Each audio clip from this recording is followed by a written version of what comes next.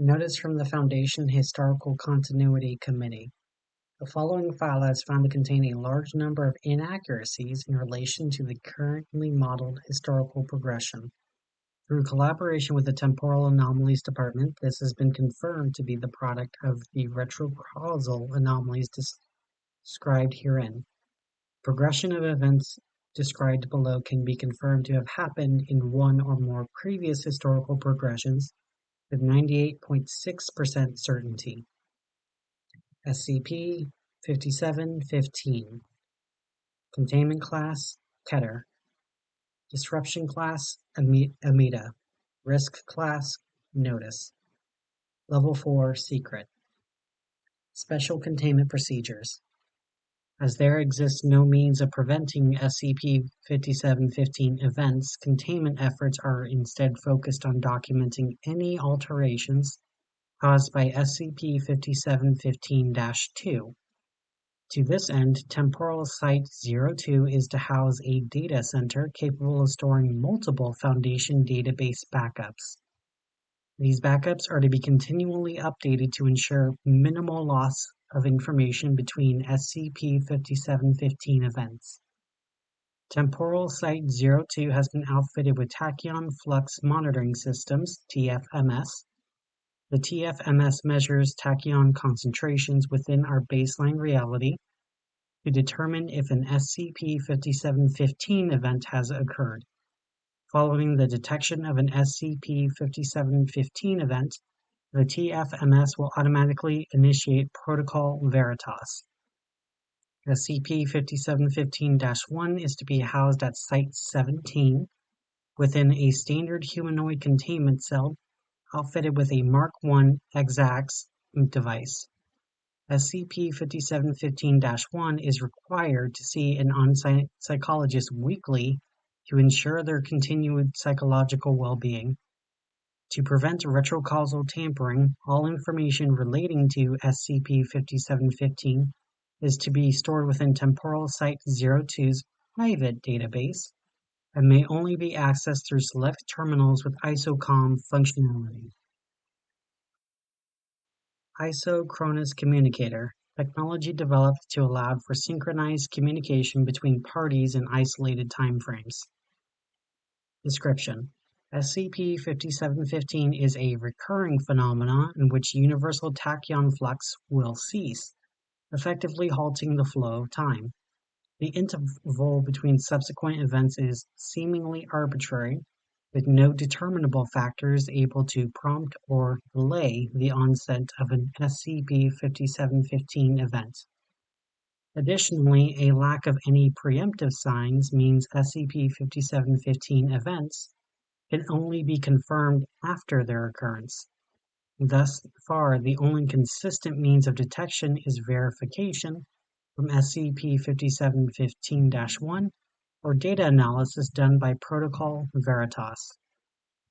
SCP-5715 was first discovered by former Foundation researcher Joseph Carter, now SCP-5715-1. Dr. Carter was assigned to Project Keros, an initiative at developing applications of targeted tachyon emissions. During the course of testing, Dr. Carter was exposed directly to a malfunctioning tachyon emitter, which, for unknown reasons, granted them the ability to remain cognizant during SCP-5715 events. SCP-5715-2 are entities that only manifest during SCP-5715 events. Size and form vary greatly between instances. However, all share a constantly shifting exterior resembling television static, as well as a lapse of depth cues, a visual cue that allows an individual to perceive depth in an object, resulting in a two-dimensional appearance regardless of vantage point. They do not carry out any biological functions and are non-physical in nature. Instances of SCP-5715-2 will spend the majority of an SCP-5715 event wandering aimlessly, often phasing through solid matter in the process. A consequence of any entity occupying an environment with no time rather than a unique ability possessed by SCP-5715-2. The only physical evidence to SCP-5715-2's existence are the higher than average tachyon concentrations found in any locations they have visited. Instances of SCP-5715-2 are capable of adding or removing items, structures, and organisms designated as targets to and from existence. This will retroactively alter all prior interactions with the target, changing history, records, and associated memories to align with the target's new state of existence. This interaction is theorized to be accomplished through highly complex manipulation of tachyons entangled to bradyons, any massive particle that travels slower than the speed of light, resulting in a new historical progression. Instances of SCP-5715-2 are believed to be sentient. However, all meaningful interactions at two-way communication have thus far failed. Addendum 5715-1 Initial Discovery. Access post-event 5715-01 files. Interviewer Dr. David Tyler. Interviewed Dr. Joseph Carter. On February 17, 2006, Dr. Carter was working with the Project Keros research team.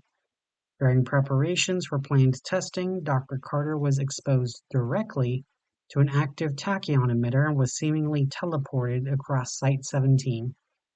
Immediately following the event, Dr. Carter collapsed and began having a seizure. He was rushed to the site's medical wing for recovery. This interview was conducted the following day. Begin log. State your name and title for the record. Level 3 Researcher, Joseph Carter, currently Head Technician of Project Keros. Could you please explain the events leading up to the incident? Well, Dr. Richards, Dr. Allen, and myself were set to prep the observational equipment for the upcoming experiment. It was pretty routine, but we kept getting readings from the emitter when we shouldn't have been. I ended up going into the chamber to fix the problem. Instead of following protocol and reporting the issue, well, at first we tried to adjust the receiver remotely, but regardless of the frequency we dialed in, the emitter just kept firing.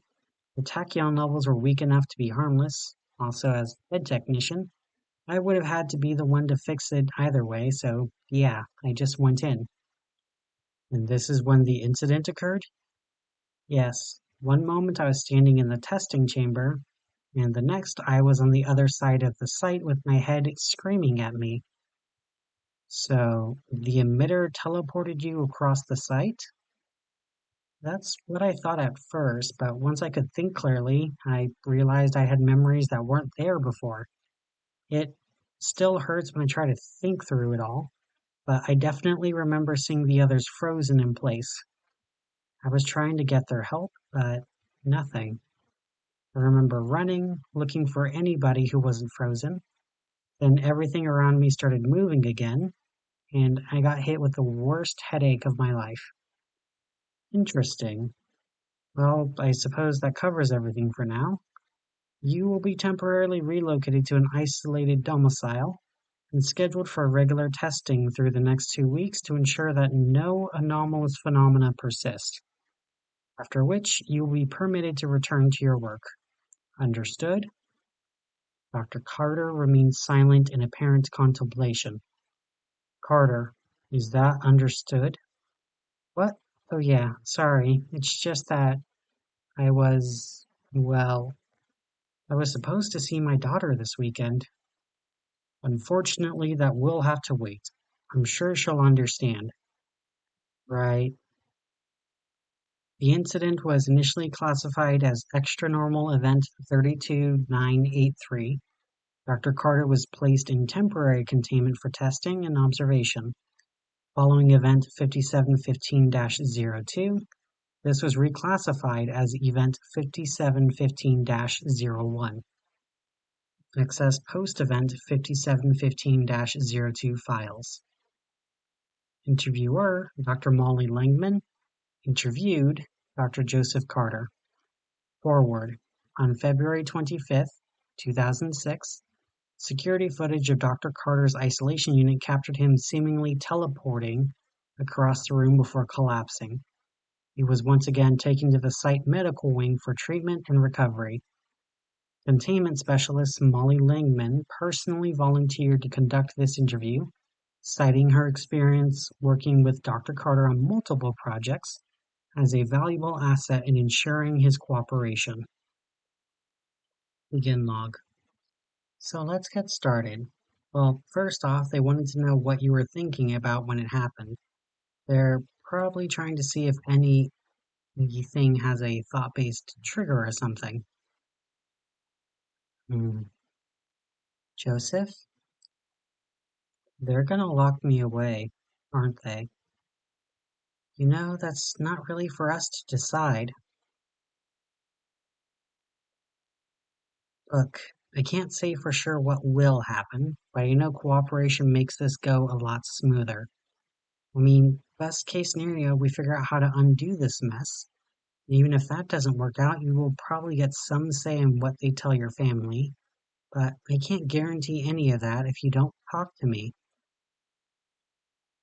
When I was a kid, my father took me to the Grand Canyon. It was breathtaking. I had never seen anything so open and free. To this day, it's one of my favorite places to visit. I was hoping to take Lizzie there one day. That's what I was thinking about. I see. Last time you were explaining to Dr. Tyler how you experienced a rush of memories. Did that happen again? Yeah. It didn't feel like it was quite as much information as last time, though, so it was easier to sort through it all. At first, I didn't realize it was happening again, but then I noticed how silent it was. When I tried talking, no sound came out. I started to panic and pace around the room, and then it just ended. Suddenly, I was hit with another headache. From what we can gather from the scans, you seem to be undergoing spontaneous periods of rapid neuron growth, which seems to be what's causing the headaches. The current theory is that your brain is forming these memories all at once whenever these incidents end. Well, that explains why it feels like it all happens at once. By chance, did anything else stand out to you? When I was panicking, I tried to calm myself by taking some deep breaths, but I realized that I wasn't breathing. No air was entering my lungs, not that it would have mattered as my lungs weren't moving anyways. My entire body was just numb. Even my heart wasn't beating. All I could feel were my own thoughts. Yet you were still capable of moving around? It didn't feel like moving, not once I started paying attention to it. I could get my legs to move, but it took deliberate thought, as if I was switched into manual. And even then, I didn't feel the ground below my feet or any actual sensation of movement. Well, I believe that's all the questions we have for now. They will let you know of any developments and decisions as they happen. Dr. Langman gets up to leave.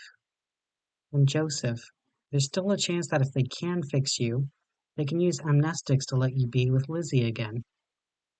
End log. On February 26, 2006, Dr. Carter was classified as SCP-5715. At this point in time, the anomaly was believed to be an isolated effect tied to Dr. Carter. Following the discovery of SCP-57-2 and the development of the better understanding of the component parts of the anomaly, Dr. Carter was reclassified as SCP-5715-1.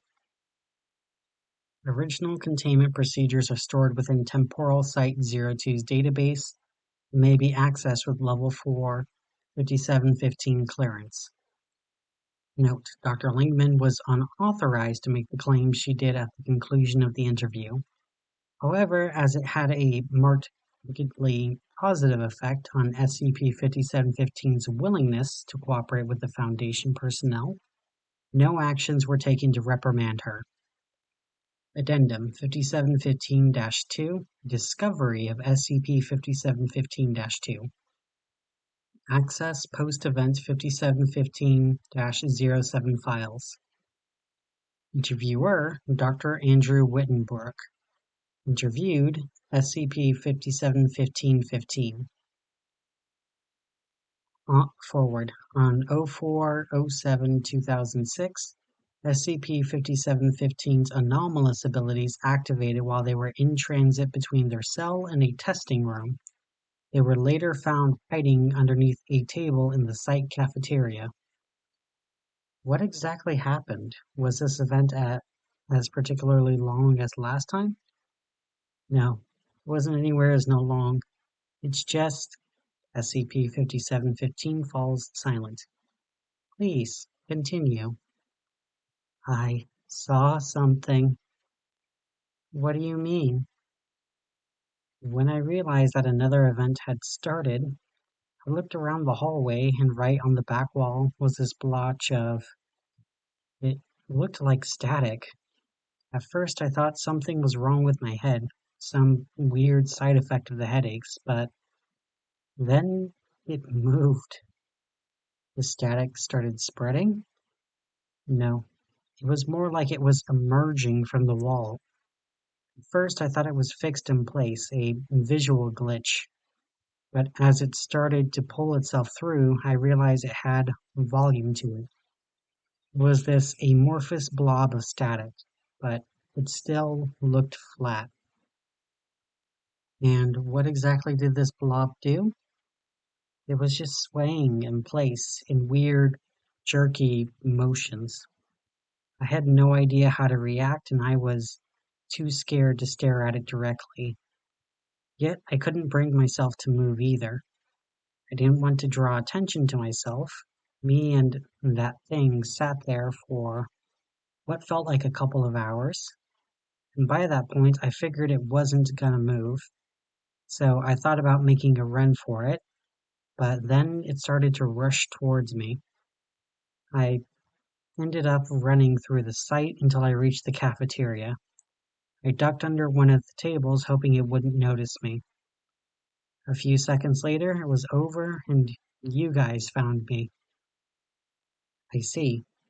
That's quite a lot of new information we will have to process. I will let you know if we have any further questions. End log.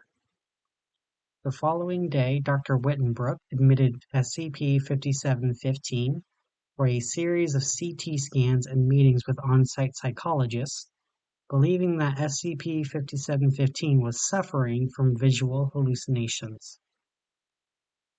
Access Post-Event 5715-15 Files Interviewer Dr. Molly Langman Interviewed SCP-5715 Forward On 7/19/2006, SCP-5715 alerted Site Security that an individual named Angela Fisher, an alleged member of Site staff, had vanished immediately following the occurrence of an SCP-5715 event.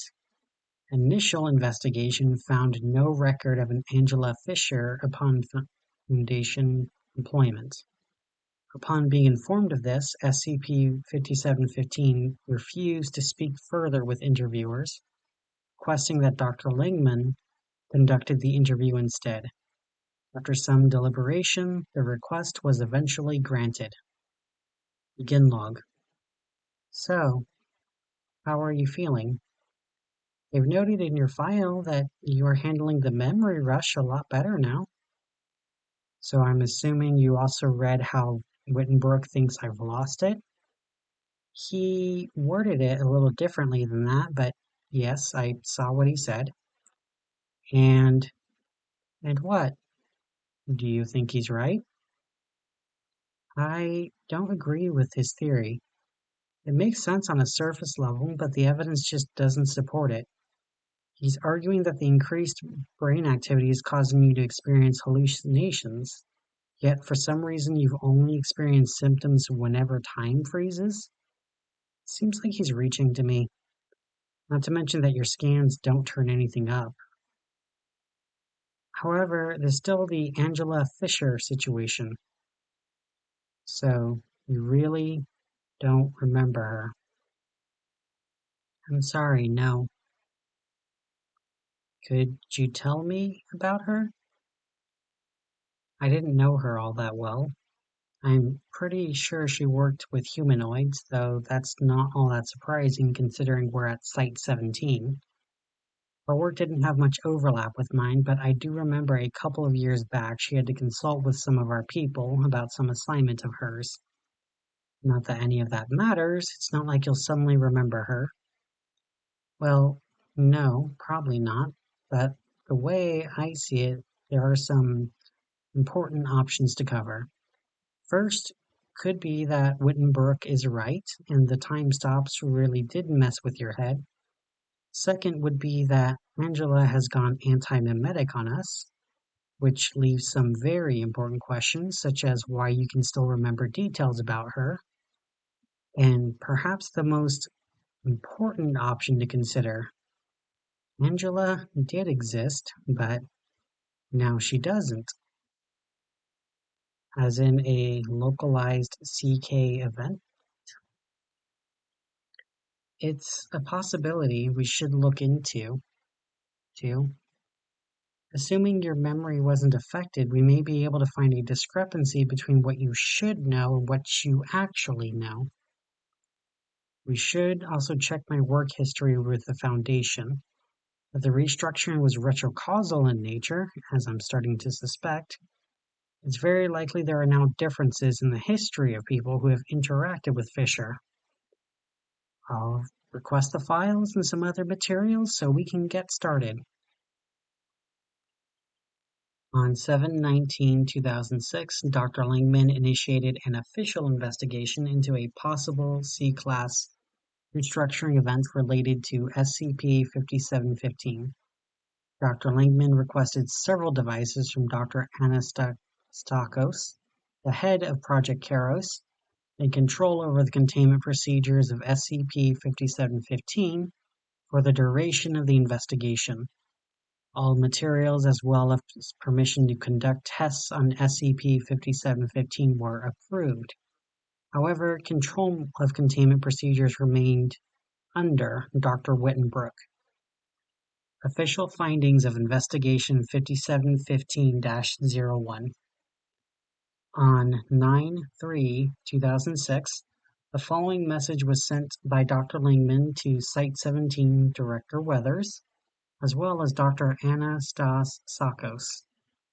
From Molly Langman to Site Director Weathers to Dr. Anastasakos.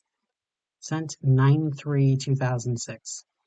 Subject: Urgent. CK Class Restructuring Event confirmed.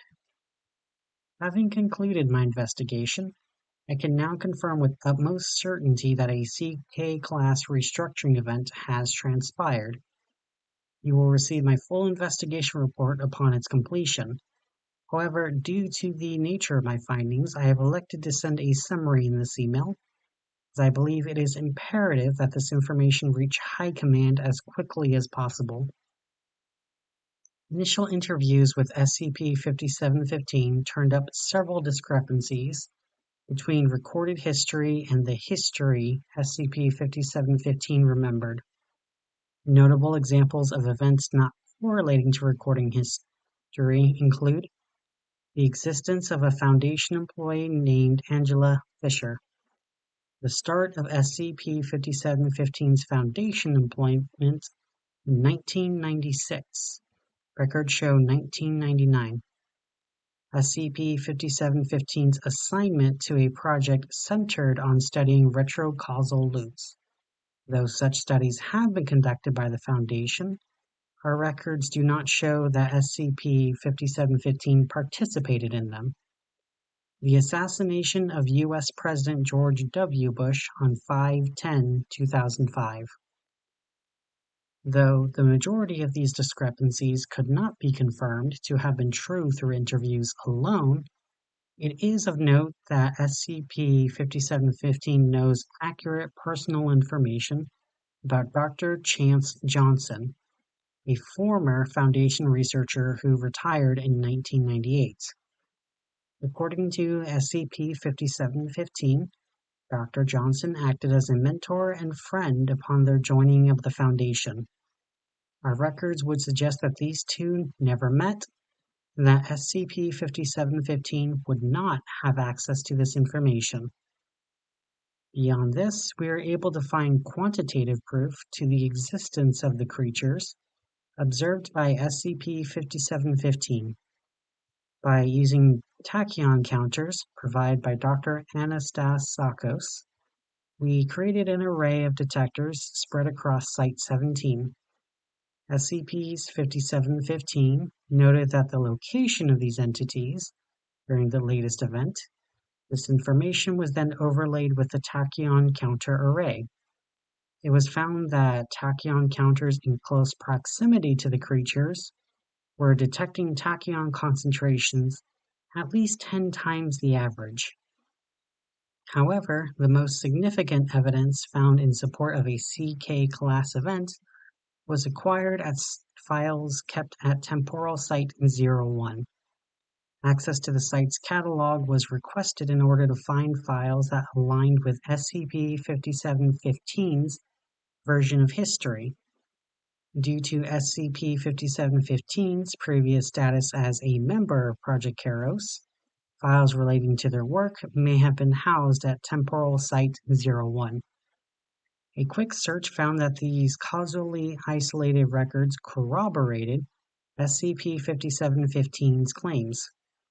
Upon further inspection, we were also able to locate proof of Angela Fisher's existence. A video of a seminar on dealing with humanoids with history-altering abilities was deemed to be of enough importance to the RCT Data T to be stored at Temporal Site-01. Angela Fisher was a facilitator of the seminar and may be seen throughout the video. It has become apparent that the entities observed by SCP-5715 are not only real, but capable of altering reality through means that have thus far gone undetected by our standard reality monitoring equipment. These creatures have already caused one CK event that we are aware of, but may very well have caused hundreds more in the past. This situation requires an immediate response from O5 Command and the RCT Delta T to formulate adequate containment procedures. On 9/8/2006, SCP-5715 was officially reclassified as SCP-5715-1. The designation SCP-5715-2 was created for the entities observed by SCP-5715-1. Dr. Langman was made a permanent member of SCP-5715-1's containment team. Addendum 5715-3 Containment Procedure Updates. In response to the threat posed by SCP-5715-2's reality-altering abilities, a series of discussions ensued to determine effective methods of containment. Proposals range from the neutralization of all instances of SCP-5715-2. This was deemed impossible due to lack of effective termination methods, to the widespread implementation of exact devices. Denied due to redacted. On 9/24/2006, an outline for Temporal Site-02 was submitted to the RCT Delta T, which was promptly put into motion. Temporal Site-02 was deemed operational on 10/15/2006 through the use of temporal dilation and manipulation technologies. Level 5 5715 clearance required. Access granted. Protocol Veritas.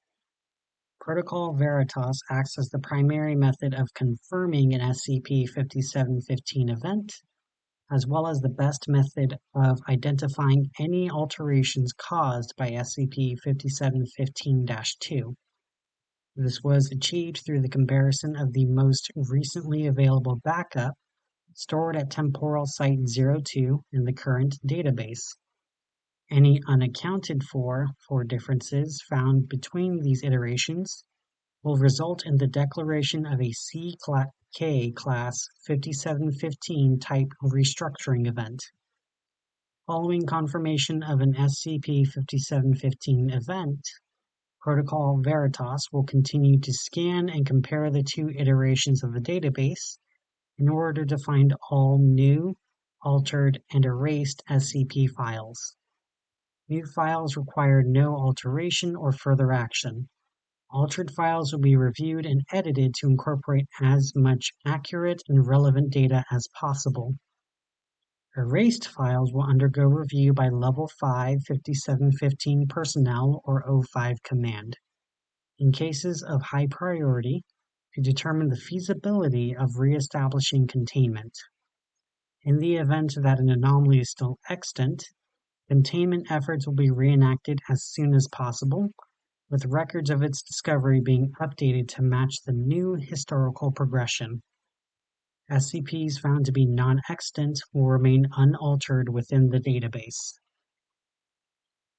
Addendum 5715-4 Personnel Logs of SCP-5715-1. Following the development of new containment procedures, it was deemed vital that more information on SCP-5715-2 be gathered. To this end, 5715-1 was tasked with recording their experiences and memories of SCP-5715 events, in addition to participating in regular interviews. The following is a series of selections from SCP-5715-1's journal and interviews deemed relevant to the nature of SCP-5715-2 or SCP-5715-1's mental well-being.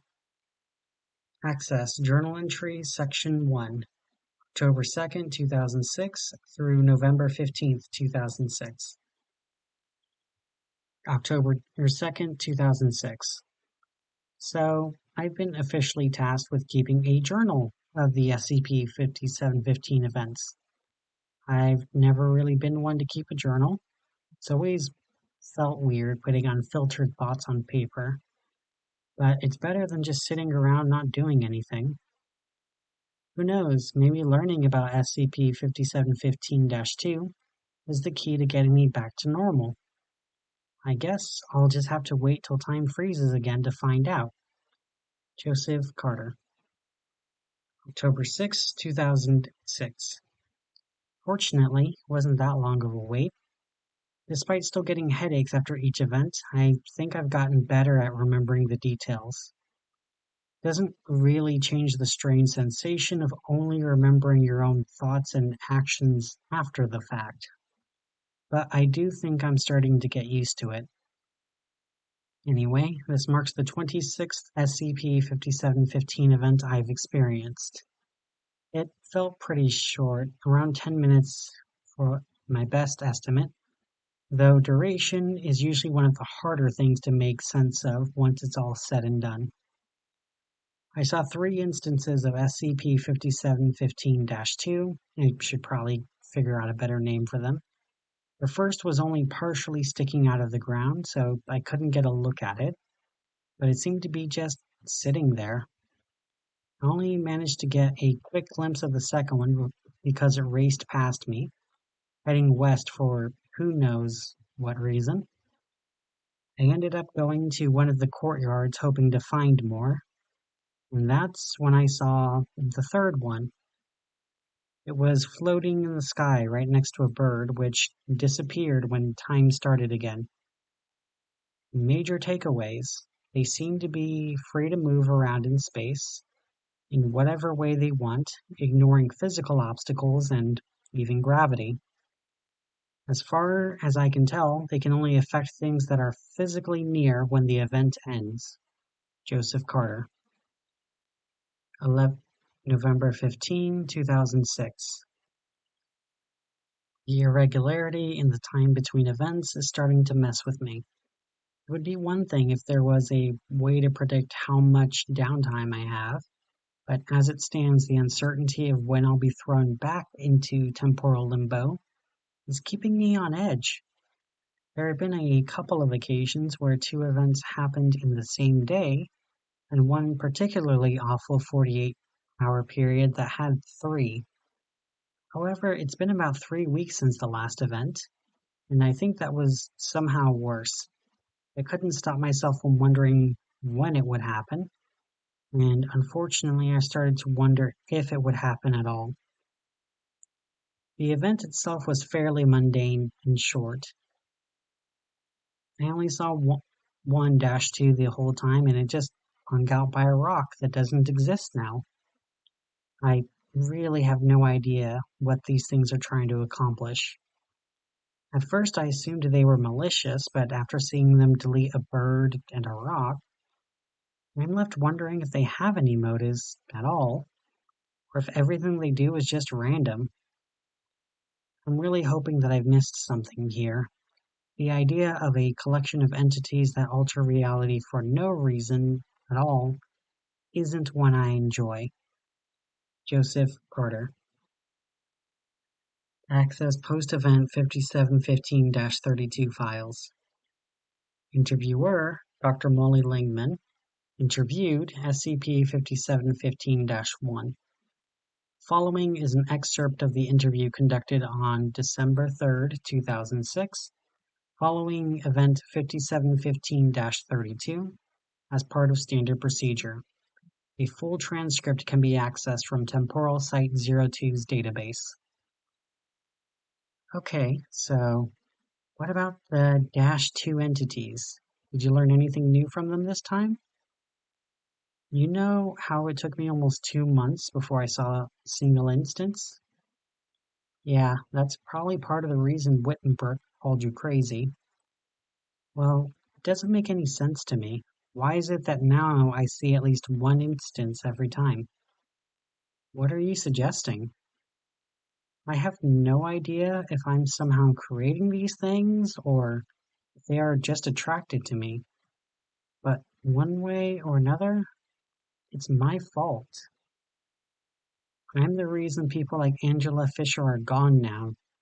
I mean, what if they keep erasing people? What if they erase Lee? I'm going to stop you right there. They haven't. It's not like you would tell me if they had. She's, what, 9 now? Yeah, why? As far as the Foundation is concerned, that information is useless. No reason to keep it locked up safe and tight in their big, new, fancy, causally isolated database. So if she really was gone, there is no way I could know that. I thank you. For we both know that's the exact kind of information the Foundation would keep around to keep me happy and compliant. But thank you for letting me hope. You know, you should really start seeing your situation for what it is. And what would that be?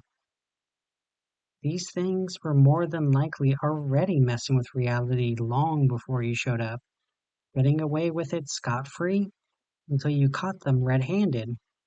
Without you, people like Angela Fisher would be gone without a single reminder that they were ever here. But because of you, we can work towards making sure no one is forgotten like that ever again. So the real thanks should go to you. End log. Access Journal Entry Section 2, December 4th, 2006 to January 5th, 2007. December 4th, 2006. I realize now that I've been slacking.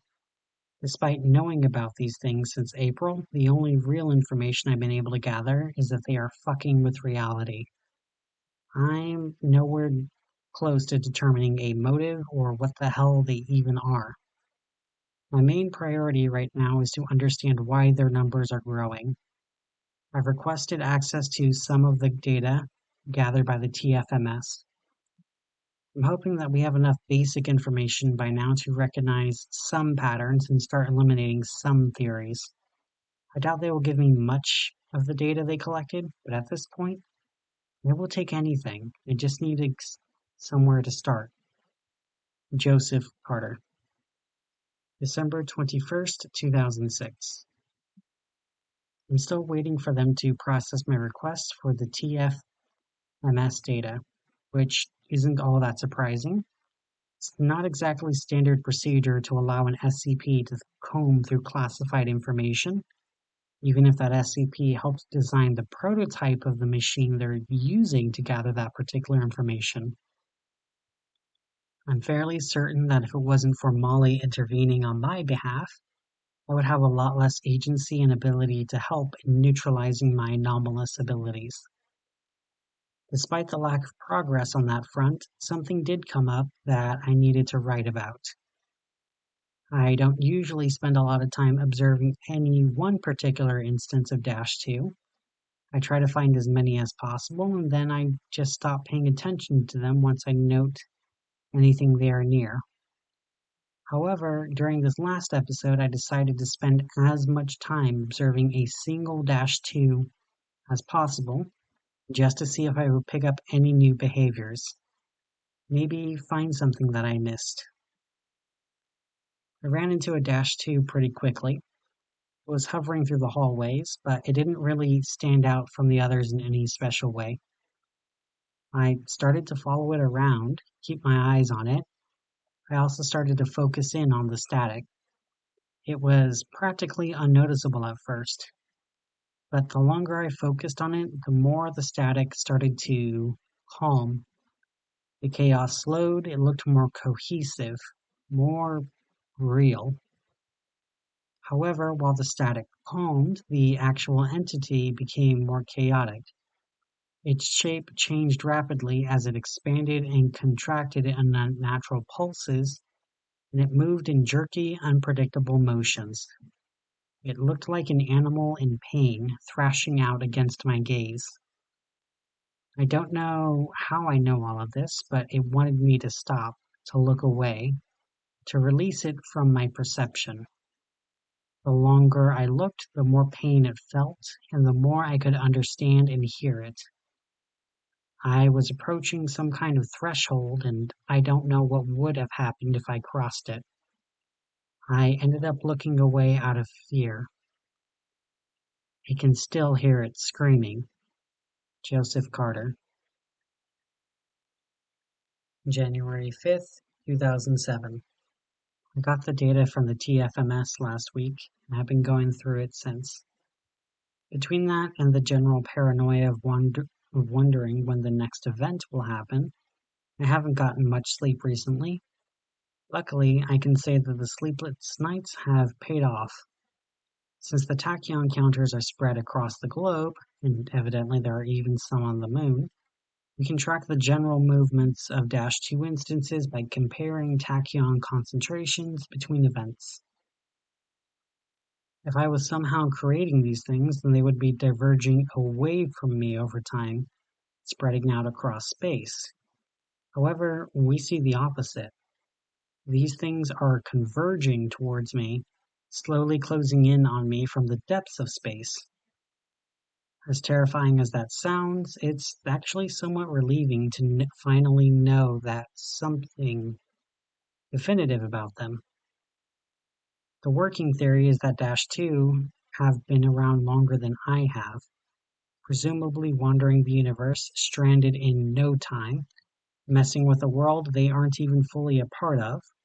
Then I come along and get myself a timeshare in temporal limbo, and suddenly they want to meet the new resident. I have no idea how it is that they sensed me, but evidently even atemporal static beings aren't immune to curiosity. I'm so close to understanding these things. I have to be. We already knew that they are non-physical, and now that they are just mindless husks. It feels pretty safe to assume they operate like I do when I'm in there. Just pure thoughts and consciousness.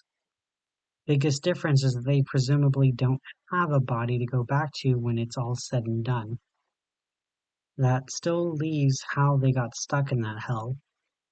If I can figure that out, figure out how they exist like that, I can figure out how to free myself from it, finally be allowed to go home, to be outside, unsupervised. To see my little girl, assuming she's still... I'm tired. I need to sleep. I'll be able to think better after some rest. Joseph Carter. Access post-event 5715-43 files. Interviewer, Dr. Molly Langman. Interviewed, SCP-5715-1. Forward. Following an SCP-5715 event on January 9, 2007, SCP-5715 was found to be in a catatonic state. They spent the next 23 days in recovery. They were interviewed on February 1st, 2007 to determine what transpired. I'm glad to see you're all right. That's pretty informal of you. What do you mean? Worrying about an SCP? Not very professional.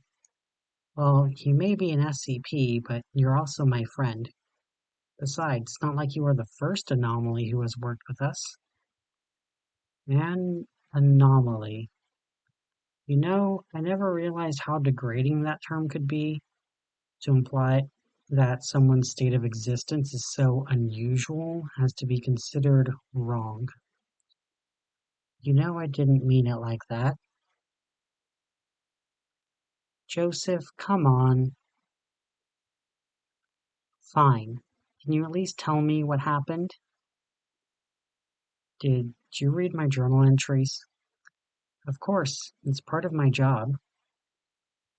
Well, like I mentioned in the journal, I thought I was close to figuring out the -2. Felt like I was just missing one final detail that would make everything click, and I could finally free myself. The only problem is I had no idea how to find that last piece of the puzzle.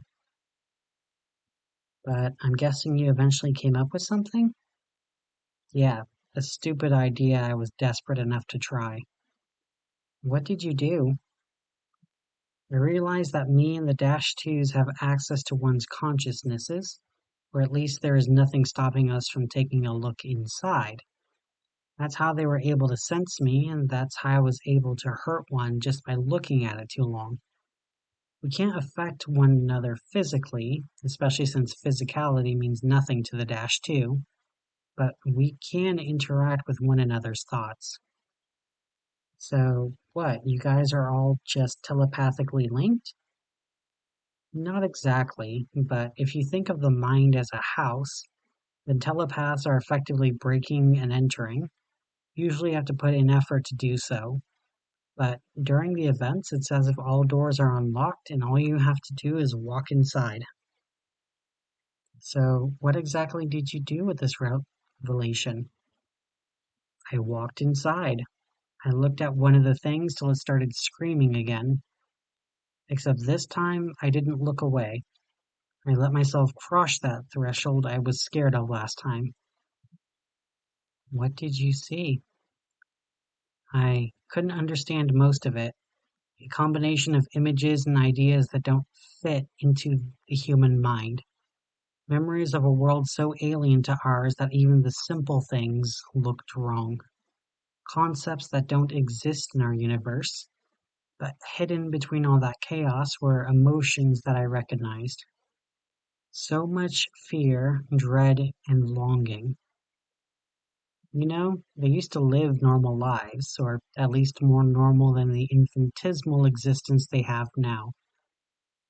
What happened to them? Something came, or maybe it was nothing? I don't have words for it. All I know is that it came and they had to run. Except they had no choice but to escape and hide somewhere safe. They were confused, though, and they didn't understand the rules here. They ended up burrowing themselves deep into time itself, and now they are stuck. How are you even sure of any of this? Because I felt it on a fundamental level. It wasn't just some hallucination or mind trick. I felt their longing. They desperately want some semblance of the lives they used to have. What about their retrocausal abilities?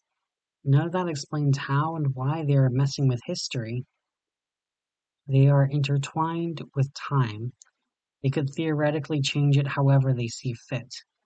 The only reason they haven't made our reality a cacophonous mess is because they don't want it to be. There is a purpose in the choices they are making. Painstaking trial and error, all to push existence in one direction. They needed something from the physical world to latch onto. Something more real that could help pull them out. Do you know what that makes us? I'm just a goddamn fucking killer.